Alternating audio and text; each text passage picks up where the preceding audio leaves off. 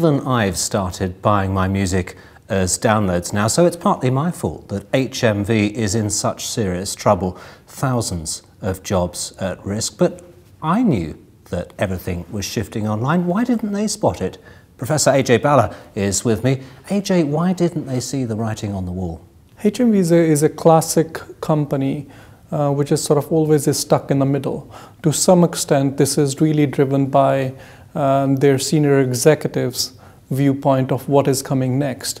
And HMV was, the alarm bells were ringing for HMV 10 years ago when the industry was sort of experimenting with business models such as online albums and so forth, but they didn't have enough courage. I think HMV management seriously failed in making bold moves, which was required to shift dramatically from being a pure play offline retailer to becoming an online retailer, which really required a bold strategic move on HMV's part, and I think that is the fundamental failure on the HMV's management and board. So even when they did start realising that there was trouble, they didn't make that big shift that they needed to make on to the internet. Instead, it was bringing live music into stores. They did miss out. I think they needed to do something, and they wanted to do something, but I think they were not sure of what they wanted to do.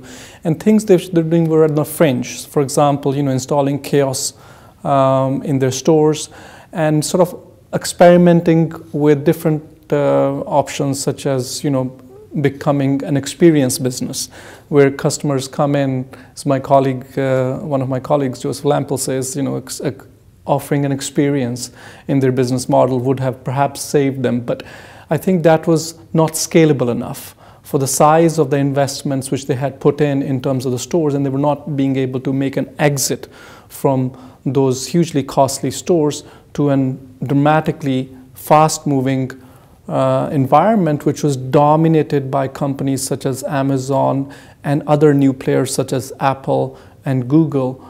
They simply did not recover from the shock which they had. Robert Peston made an interesting point, a point that's probably going to get him quite a lot of hate mail. He suggested that actually shops like HMV, shops which are struggling on the British High Street, need to make big changes, and that may involve going bust. And until they do, we're not going to get the recovery that the overall economy needs. Is that fair?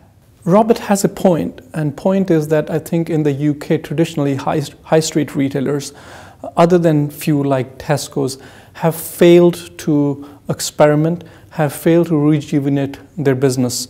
And you just have to look across Atlantic and you will see plenty of examples, successful turnarounds where companies have evolved and shifted their business models. But in the UK, traditionally, high street retailers have failed miserably, and I can name a few of them. Take for example Marks and Spencer's, which even till date, it is the Amazon which they look towards in terms of their online environment, and why a company such as Marks and Spencer hasn't been able to get its act together always bothers me. Professor Ajay Bhalla, thank you very much.